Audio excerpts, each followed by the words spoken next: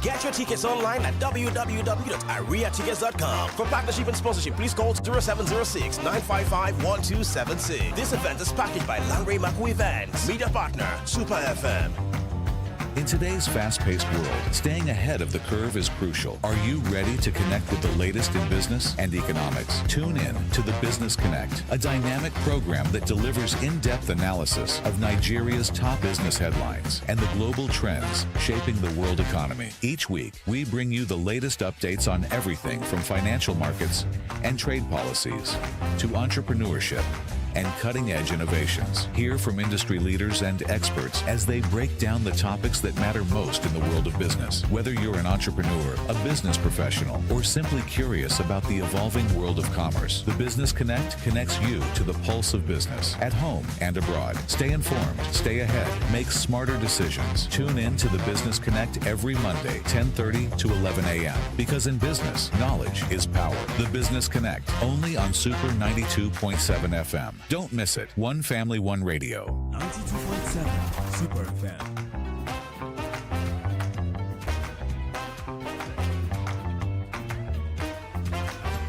All right, we are on our way to wrapping things up. If you're just, we're rounding off because, you know, time is not always our friend. But we're still with Mary with the voice, and she's here for a few more minutes.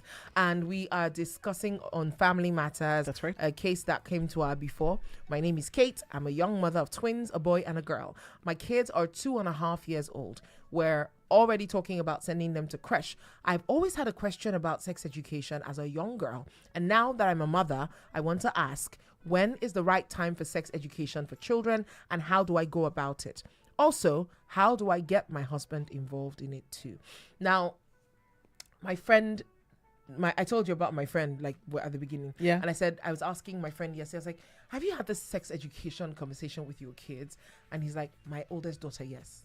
She's about 11 going on 12 and she's fully formed. Yes. Yeah. She's totally developed in many ways. And then he said, I had to sit that it was a boy that was crushing on her. And when he started talking to her, he's the one closer than the wife to the kids.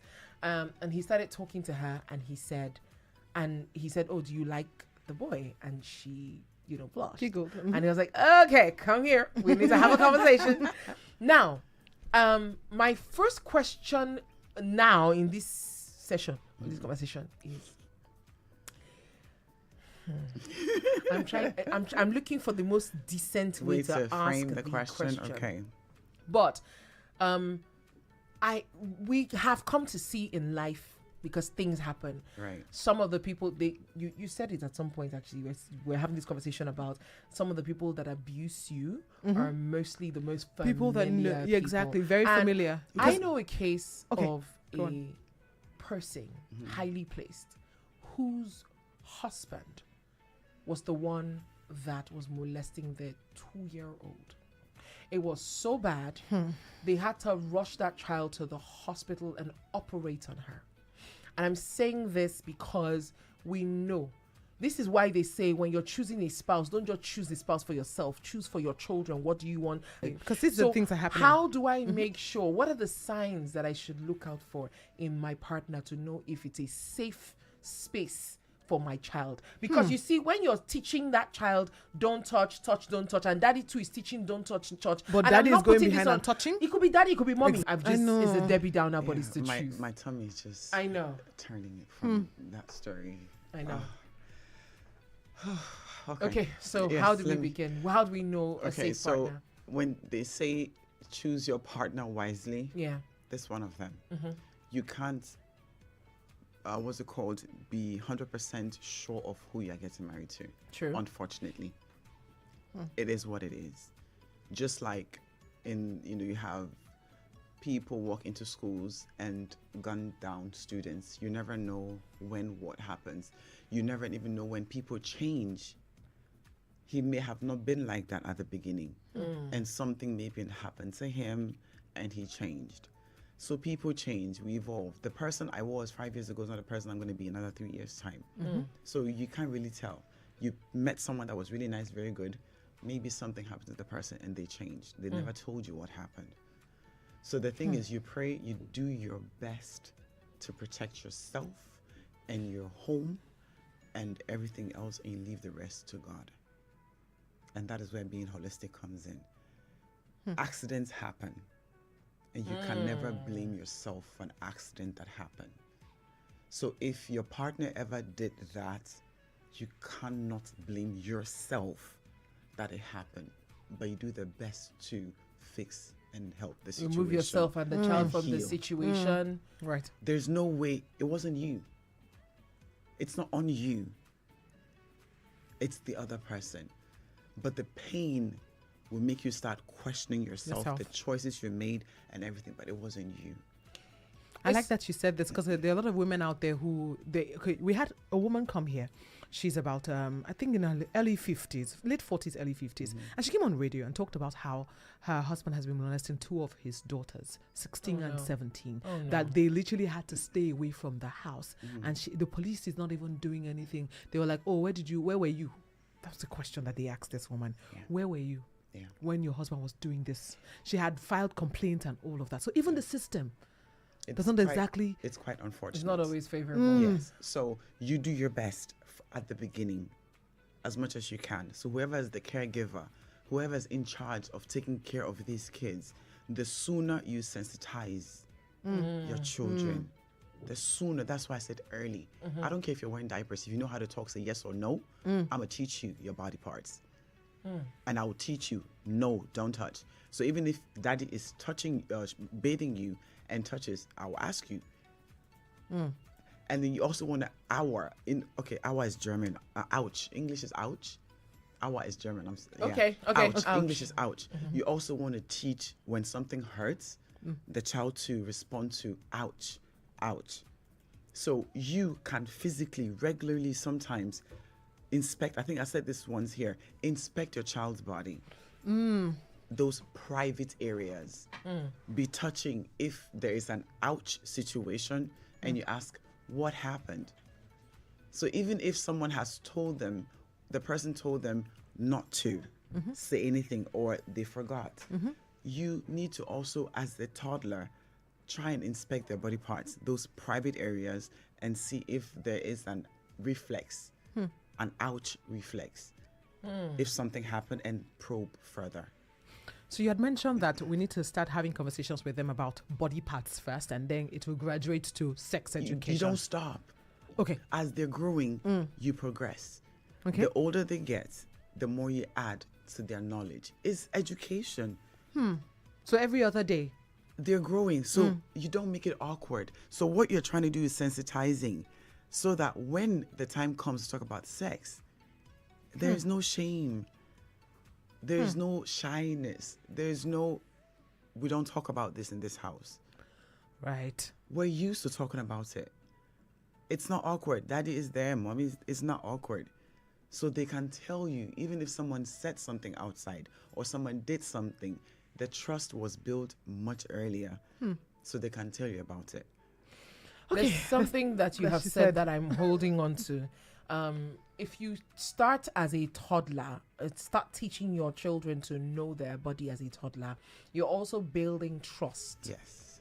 Because when you come back and you're teaching them to own their body, which means that you cannot violate their bodies. So you always need to be aware.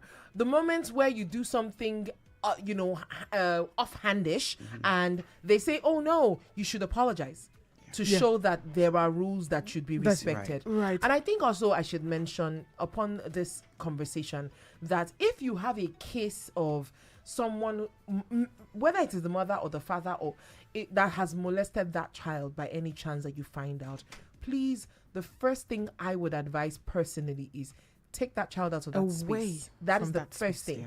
I don't care what happens between you and the person and the forgiveness and the process. Take that child out of that place. Clearly, that place is not safe for the child. It's your responsibility to do that. It's not your responsibility or your fault per se when the other person abuses your child. Right. But it is your responsibility to do something about it immediately. And some child abuse situation starts with familiar faces. We've actually put that in. It's always because you tell your kids, stay away from strangers. Well. Okay, you left out family members. Yes. You just said too strangers. many stories. You left out family members. Right. Yeah. Okay. This has been such a wholesome know. So conversation. let me just add this last one. Yeah. For Please, anyone by all that is listening, if you never had sex education or know your body parts education with your kids, and you're waiting for them to start menstruation, or they start asking, why am I standing up early in the mornings? You know, start today. Whatever their age, start today. Ask how much they know. Right. If it's a body parts age group, start with the body parts. Okay. Sensitize with body parts, whatever age your child is right now. And depending on their age, if it's, if the child is 7, 8, 9, 10, they should know the word sex with this, development we have social media. Yeah, Right. yeah. So Right. sit them down, start asking questions. What do you know about sex? Where did you hear it from? And if you have enough trust Yes. So that I You was have to have going there. built it. You want to start building trust, in time. familiarity, and using words that it's okay to use these words. So if you've never done it before, start now so you can start building trust, familiarity, and confidence that it's okay to talk about these things at home. There's no shaming, there's no name calling, nothing. So start There's no now judgment, at, it's a safe space. any point in time, so they feel safe to come to you to talk about. If they hear something outside, you want to be the first to explain it to them. And this applies to both male and female Yes. gender. Female. I didn't Yes. I didn't call any. And I like Yeah. the fact that you said that both parents have to be involved in the process. Oh, Yeah. Because some people will say, oh, let the man teach the boy child, let And the let girl, the the woman woman teach the teach girl the child. girl But child, the truth yes. is, you said something, the male figure in her life, for instance, needs to let her know that it is safe to stay away from everyone else. Aside from dad's love and presence gives, especially the Confidence. girls, a sense of assurance Security. and a love I have at home. That if I can't even tell mommy, I can tell that. I can tell tell daddy, daddy. because daddy will come and fight everybody. That's Right. is my prince. Yes. The Knight in girls, shining armor. if dads are very present in their lives, the way they look at their daddies as their god. There's they- nothing there's you can nothing tease do her with. wrong. Oh my There's God. nothing you can tease her with. There's that, nothing. my She daddy will can run. give it to me. Yes, I will go and tell my daddy. So 30 seconds on this one. What do you think of kids' access to phones, internet, and sex education? Ima from Lagos. 30 seconds. Sorry, what? What do you think? What of- do you think Oh. of kids' access to To phones, phones, internet, internet. and sex education? Again, how early? Why are you giving the child a phone? That's my first question. She Right. talked about this Why? last time. If you don't know, catch up. Yes, she why did. does a child need a phone? Ask yourself that. First question, And why? how much access do they have in the it's phone? For learning, you have a desk. I'm very old school. Desktop, Desktop. not even a laptop. You've said it. Desktop. Because you can control a lot of things with desktop, even a laptop. So first of all, ask yourself, why does my child need a phone? Is it because of peer pressure, or everybody is doing it? Time is up. Mary with the Voice. Follow her at Mary with the Voice on all social media handles. She has a podcast up right now, On and YouTube, she's Mary with a Voice. Mary with the Voice Mary with on the Voice. YouTube. So follow the podcast. She's teaching a lot of stuff and having amazing therapists as well and amazing people there. Yes. Good morning, everyone in the studio. I tuned up to this station. I'm excited about every conversation I'm listening to from your guest. She deserves a radio Grammy. Enjoy the rest of your day. British man from Surulere. Oh, And thank you finally, so much, Dr. British man. Kona says, sex education. As a couple, we started when the kids were very young, about 2, I think. In Amazing. addition, once the kids were about 3, it's been a while, we stopped baths by the opposite gender. So dad bathed the boys and mom with the girls. We've also always called their body parts by their real names. Once they're able to take the bath well, we were hands off. It's always clear to them that no one, in capital letters, must touch them. That includes family members, no matter how close.